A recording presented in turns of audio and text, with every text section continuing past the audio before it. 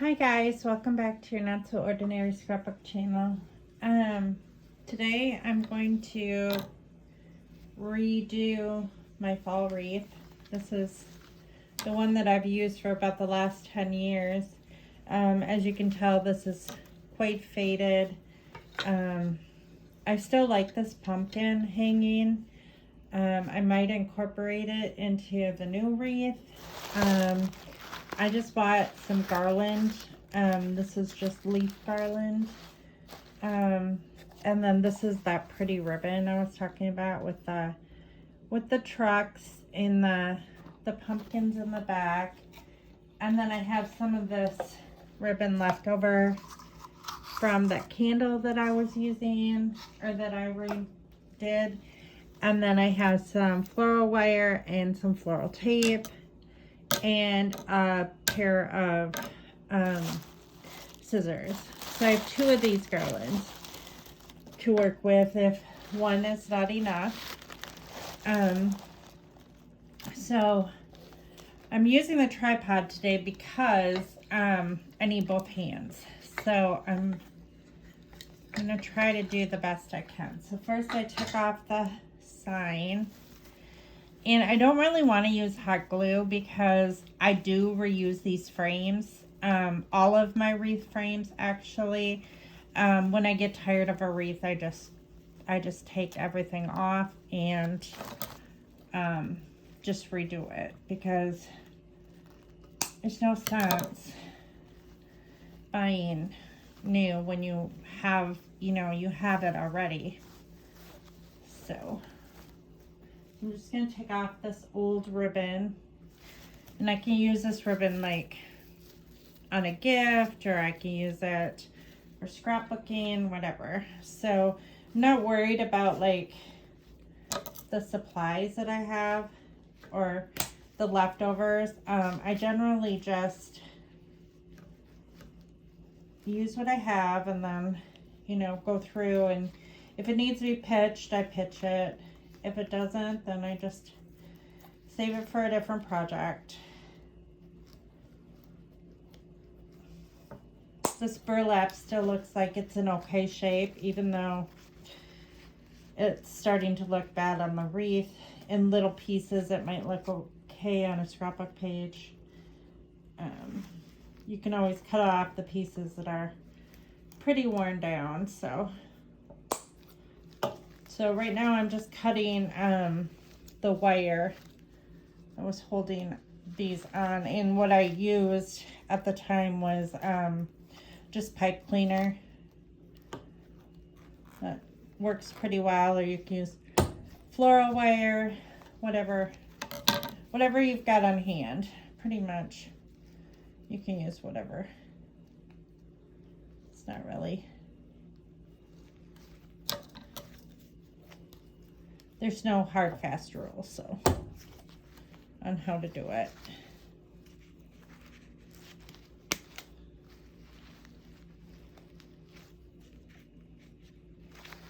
I'm just going to cut these all off real quick.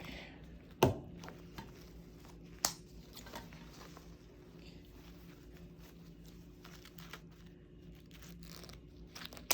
was going to do it in advance, and then I thought, no, I'll just show you guys how I go start to finish on these projects.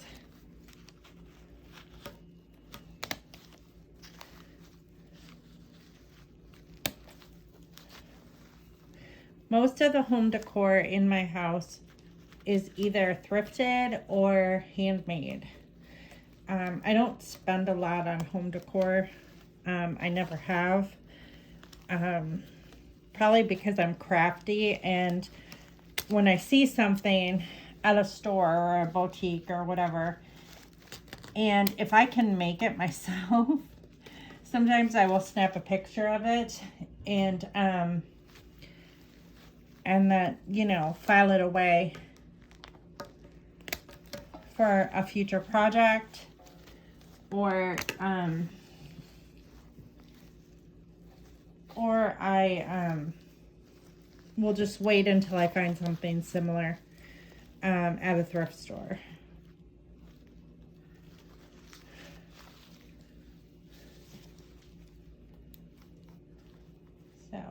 think I go from the back, it might be easier.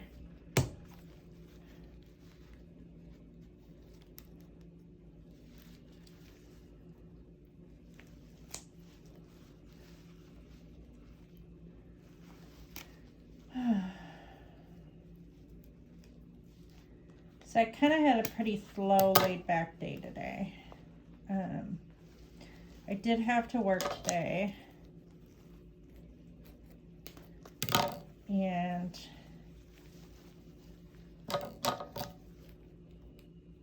but I only work part-time, so I really only work like 3 to 4 hours a day. So they're not long days at all.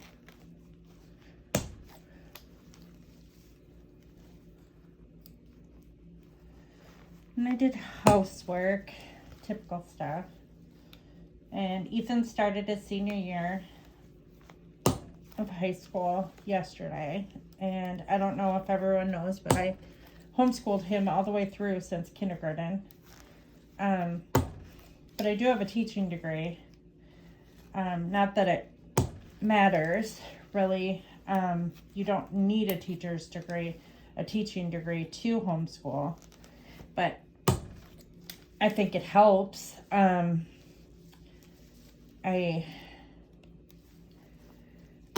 often see things written by school parents or moms that are kind of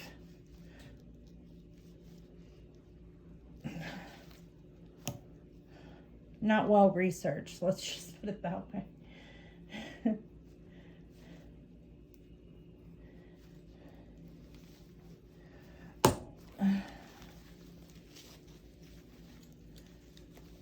I mean, I think it's important to, people have a lot to say about Common Core standards and that state standards in general, I think are essential to follow because they have been planned by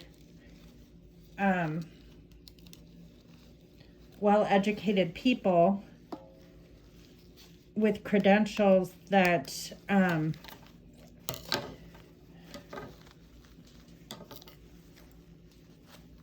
their profession is, is based on, childhood learning. So, I mean, you can't just ignore that. And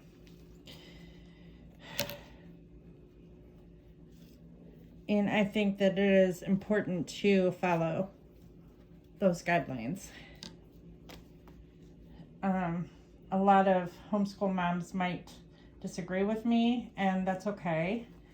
But you have to understand that I'm a homeschooler, but I also work for the public school system, so, or have worked for the public school system, so I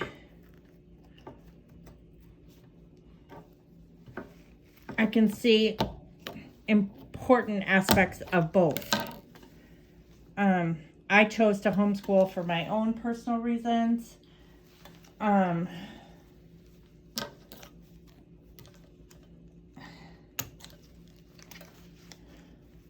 some people might not agree with the reasons why I chose to homeschool.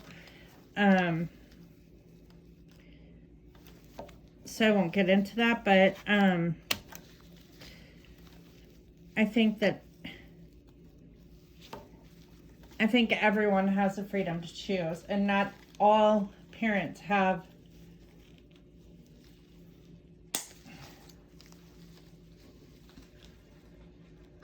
the opportunity to homeschool, and I don't think that homeschooling is any better than public schooling or private schooling. I think it's all about consistency, and it's all about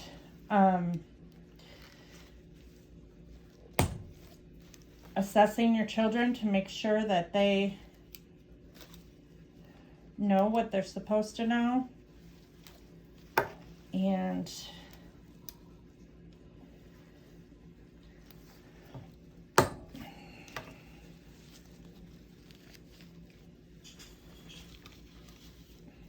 And I think that it's important to base it on some sort of framework where I think that state standards are, that's what we base ours on. Anyway. Sorry, it's kind of hard to talk and think at the same time when I'm doing the... But that's just what we chose to do with our younger two boys. Our oldest son, he was homeschooled for a while. And then he wanted to go back to public school. We've never denied our kids the choice to go to public school. We gave them the choice, and our oldest son decided he wanted to go to public school his junior year of high school. And so we enrolled him in public school, and he went in at grade level and graduated with kids his age. So I'm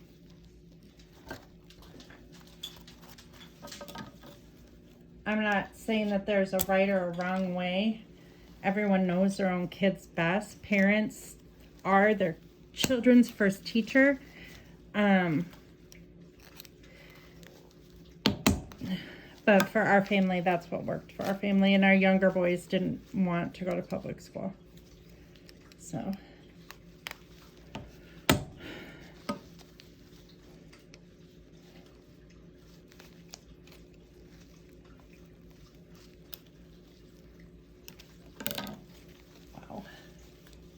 a lot harder to get off than I imagined it would be. More time consuming.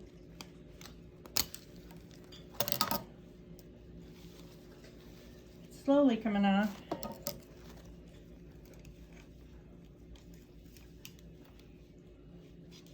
So in the state of Illinois, we have certain criteria that kids must meet to graduate, and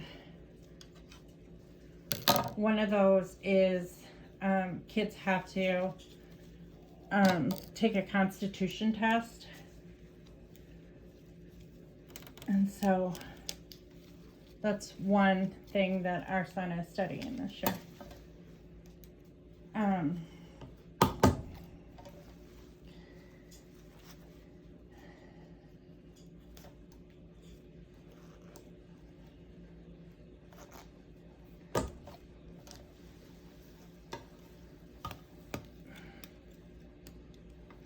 But he still doesn't have his driver's license. He hasn't taken the test yet. He's still a little apprehensive about it. And with all of our boys, we allowed them to choose,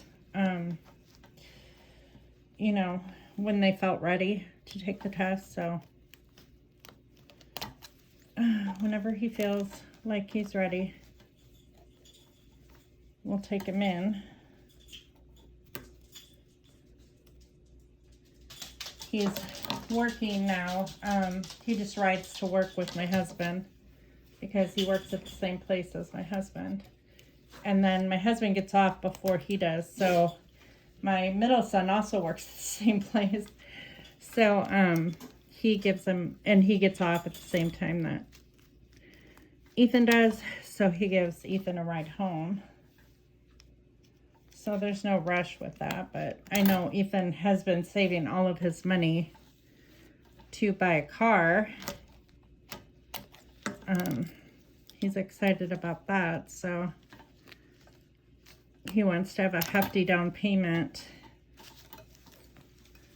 because getting a car loan is one of those things that help build your credit when you don't have any.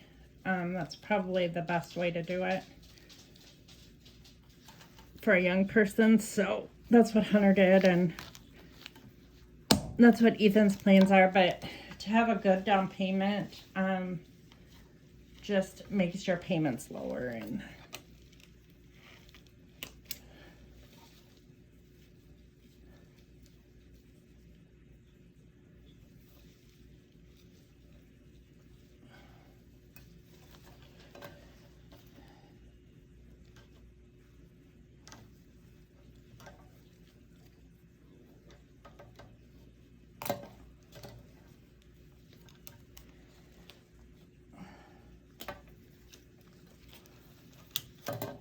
I just don't want my kids to ever think that life is free.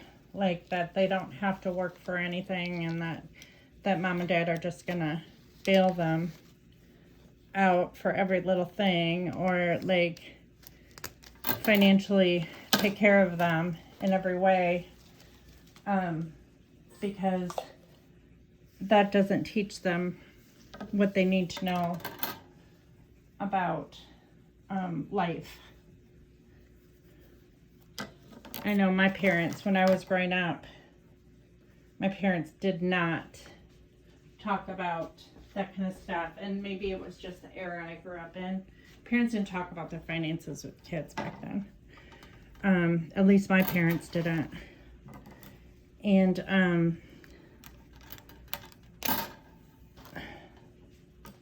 it was tough in the beginning to, you know, because I didn't know how to budget, and you know, it was just all trial and error. And that can be a good teacher too. But it's nice to get a head start, you know, by having that guidance from your parents. As long as they're, you know, a good example.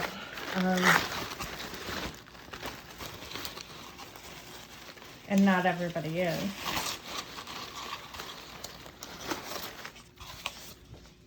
Okay. So this garland, it says that it was $14.99. I don't know where it came from because I bought this at a secondhand store. So I only paid like $1.50 each for it. So the same with the ribbon. I didn't buy the ribbon new either. But this looks like it's a chain. So I think what I'm going to do is, because this is garland, I'm going to slit this.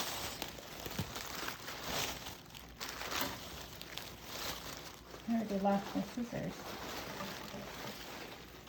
I'm going to slit this one here. And I'm going to hook it like this. And then I'm going to just start wrapping. I think that that's probably the best thing to do. Just start wrapping the leaves around.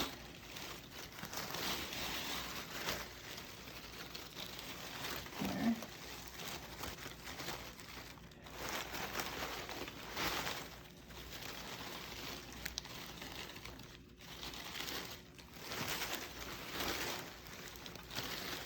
I have no idea how this is going to turn out, guys, so just hopefully it turns out good.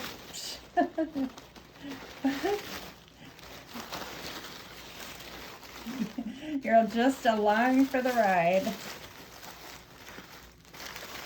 because I have no idea. Oh. Okay, so it almost goes completely around. So I'm going to slit this one again. I'm going to hook this one here. And then I'm going to just start like with the next and go around again. So I'm going to slit the end. Now once these get on, I think what I'm going to do is wire these because I'm afraid that it's just going to come off. But one of those things.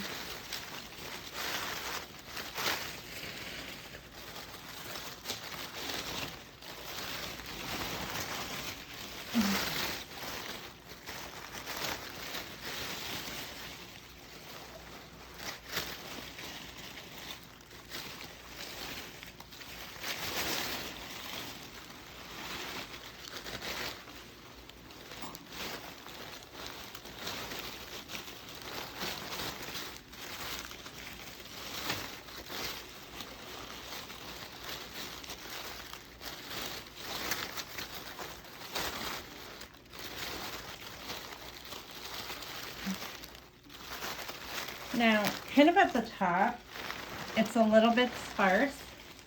So I think that that's where I'm going to put my bow. So I think that's a good place to put a bow.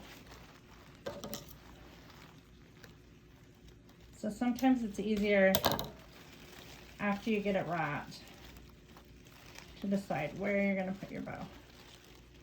Okay, so I have decided that I'm going to put my bow at the top like that.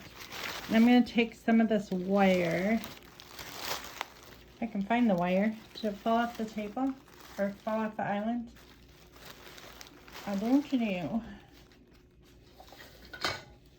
Remove them?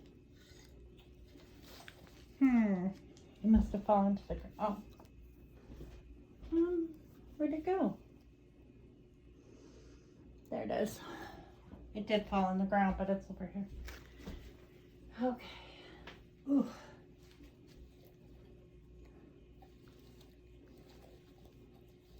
So, just gonna cut not very long pieces. But I want them long enough that they'll hold on to. Make sure that these stay firm.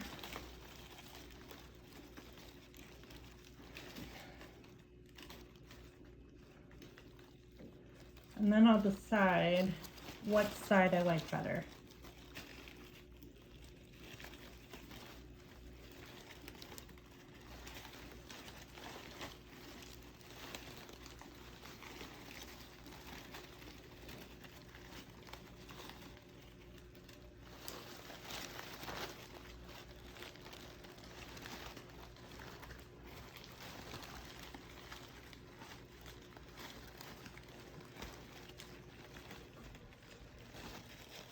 So I've been reading this book by Stephen King called The Institute. It's really good. It's kind of hard to put down. It sounds like this place, they capture children who are telepathic or have high IQ. I mean, as far as I am in this book, anyway. And they kill their parents. Like they come in the middle of the night and they take you. And they kill the parents, which is kind of scary because it really reminds me of like human trafficking. Like honestly, that's pretty much what it is. And that's terrifying to think about. But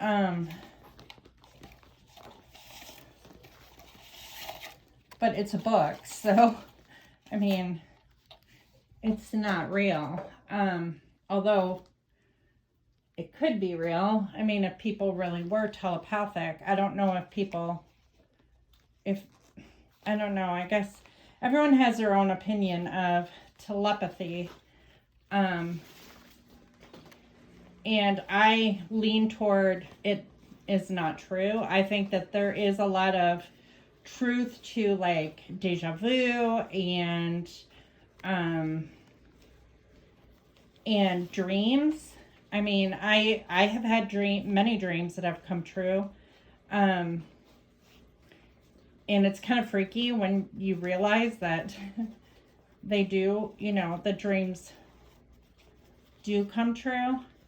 And not always like good dreams either. I mean, and maybe that's just our subconscious and our fears, just coming to life. But some of my dreams have like explicit detail that like is just, it makes you shiver when something like that happens, because it's like, you remember dreaming it and you're like, oh my gosh, how can that be possible? But, so this is wire ribbon, so it should stay together quite well. And it should make a nice bow. Wire ribbon is very helpful when you're making a wreath, or making a bow at least. And bows are fairly easy to make once you know how to do it. I've known how to make bows for years and years. I made all of our bouquets for my first wedding, for my second wedding, for my sister. I helped make bouquets for my sister's wedding, for my friend Kathy's wedding. I mean, I've been making bows for probably the last 30 some years. So, not saying that they always turn out perfectly, because they don't. It's all, like I said, it's all trial and error. But the thing about bows is you can fix them if they're not exactly what you're looking for. So you just want to make sure that you have 2 long tails. And of course you're gonna make it look better. Spread it out once you get it on the wreath.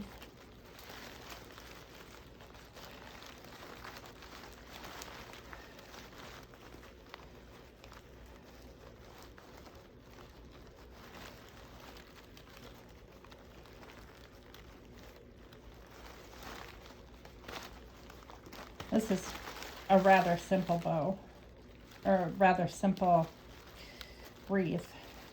There's not really much to it.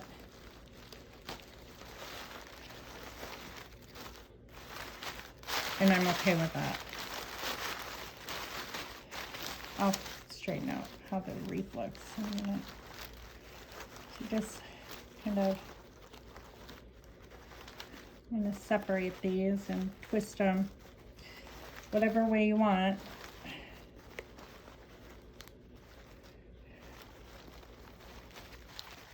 Whatever way you think it looks good. Cool thing with these bows is you can make them poofy, you know.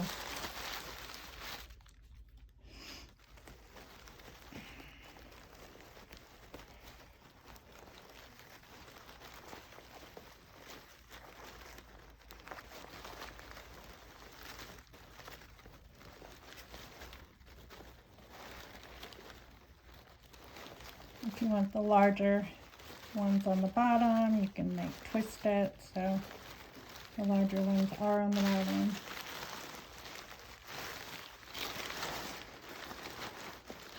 Like that. And I do have some like bare spots, so you can like shift the leaves around to make it look less bare. This one came unhooked. So that obviously needs to be wired better.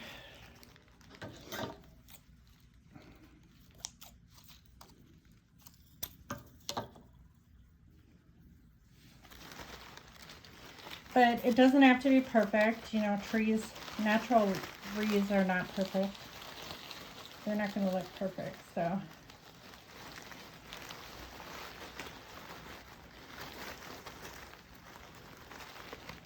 Just kind of whimsical.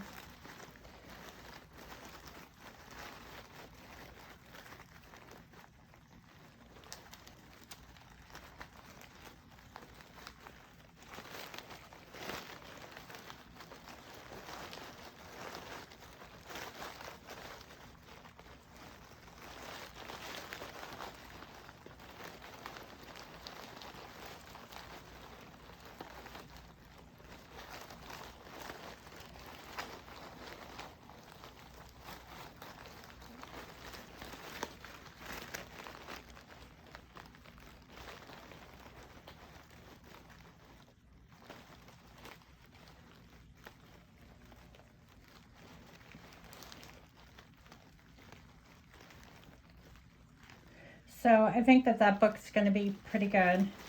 I think I'm on like chapter 20, 25, something like that. And then I'm also reading the the Society of Highly Irregular Witches. And that's pretty good too. I'm enjoying that one as well. But that one's more of a, like a love story type, like Hallmark movie, if you want to call it, like a, you know, like a fall Hallmark movie. We'll just call it that. Okay, so I like how that looks. And then if I put this, generally I just hang it like in between, like that, in the wreath, and that's how it's gonna look. I'll take a picture of it on my door once I get it up. I don't know if you can see it all. And that'll be the thumbnail. So that's pretty much it. It's pretty simple this year. It didn't take the longest took taking all that stuff off. But I thank you all for watching, and I will see you in tomorrow's video. Bye.